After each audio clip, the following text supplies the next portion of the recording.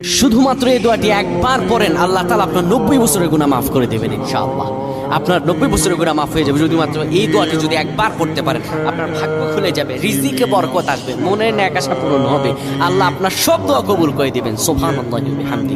এত ফজিলত এই দোয়াটা আপনারা শেয়ার করে দিবেন। এই যুবকেরা, আমল না করেও সওয়াব পাবা। তোমার একটি শেয়ারে, একটা বাটনে প্রেস করে তুমি সওয়াব পেয়ে যাবা। কারণ তুমি আমল না করো, অন্য কেউ যদি তোমার শেয়ারের বদৌলতে আমল করে সওয়াব তুমি পেয়ে যাবা। নবীজির হাদিস।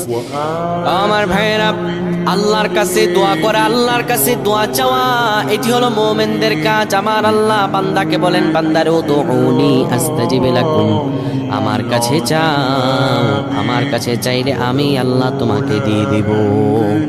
কেউ যদি একবারে দোয়াটি পড়তে পারে, দোয়াটি হলো রব্বি ইন্নী যালামতু নাফসি ফাগফিরলি। কেউ যদি এই দোয়াটা একবার পড়তে পারে, আমার আল্লাহ তাআলা তার 90 বছরের গুনাহগুলো মাফ করবেন। কবিরা গুনাহ নয়, সেটি হলো সগীরা গুনাহ। সগীরা গুনাহ মাফ হবে বলবেন, হুজুর 90 বছর তো হয়নি, তাহলে গুনাহ মাফ হবে কি করে? আপনার যত বছর হয়েছে তত বছরের সগীরা গুনাহ মাফ হবে, আর বাদ বাকিটা কাউন্ট করে আপনার আমল নামায় নফল নামাজ, নফল আমলের সওয়াব আল্লাহ তাআলা আপনার আমল নামায় দিয়ে দিবেন।